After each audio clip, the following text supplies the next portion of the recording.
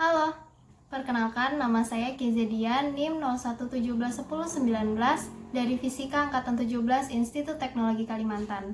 Hari ini saya akan menjelaskan secara singkat sejarah permodelan atom. Atom pertama kali dikemukakan pada awal abad keempat sebelum Masehi oleh orang Yunani bernama Demokritus. Menurut Demokritus, atom itu padat dan tidak memiliki struktur internal, tapi memiliki ruang kosong antar atom untuk pergerakannya. Demokritus juga berpendapat atom-atom penyusun suatu material berbeda dengan atom-atom penyusun material lainnya.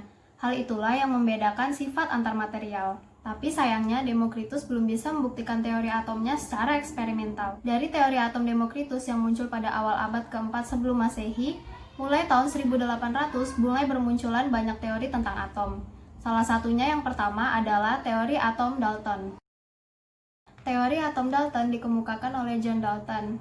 Menurut John Dalton, atom itu berbentuk seperti roti kismis. Teori atom Dalton ini berdasarkan pada dua hukum. Hukum yang pertama adalah hukum kekekalan massa dan hukum yang kedua adalah hukum susunan tetap. Dari kedua hukum tersebut, John Dalton menyimpulkan bahwa atom itu tidak dapat diciptakan dan tidak dapat dimusnahkan. Nah, pada tahun 1900 muncul teori atom yang baru, yaitu milik J.J. Thomson.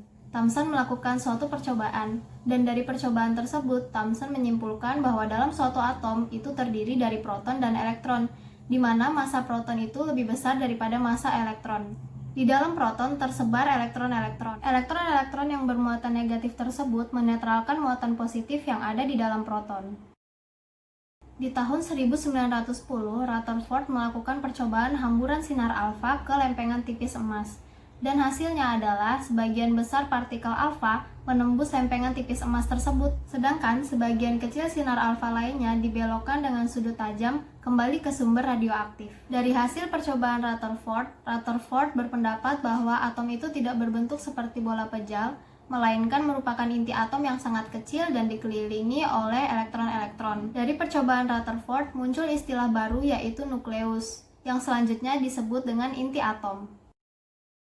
Kemudian, di tahun 1913, ada Niels Bohr yang mengemukakan pendapatnya tentang atom. Menurut Niels Bohr, atom itu memiliki inti, dan di sekitar inti ada orbit yang merupakan lintasan dari elektron-elektron yang mengelilingi inti atom.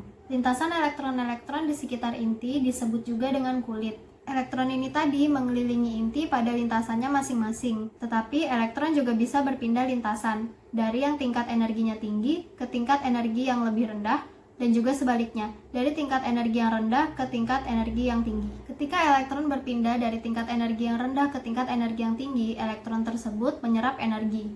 Sebaliknya, ketika elektron berpindah tempat dari tingkat energi yang tinggi ke tingkat energi yang rendah, elektron tersebut memancarkan energi.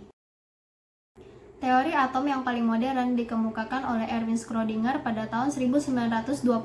Menurut Schrödinger, atom memiliki sebuah inti, dan di sekitar inti tersebut ada awan-awan elektron. Dasar dari teori Schrödinger ini adalah teori mekanika kuantum, yaitu tidak mungkin dapat ditentukan kedudukan dan momentum suatu benda secara seksama pada saat bersamaan. Yang dapat ditentukan hanya kebolehjadian ditemukannya elektron pada jarak tertentu dari inti atom. Jadi, awan elektron di sekitar inti atom menunjukkan kemungkinan ditemukannya elektron pada atom. Kemudian, orbital menggambarkan tingkatan energi elektron. Di dalam kulit terdapat sub-sub kulit, dan di dalam subkulit terdapat orbit. Sekian penjelasan singkat tentang sejarah permodelan atom dari saya. Terima kasih.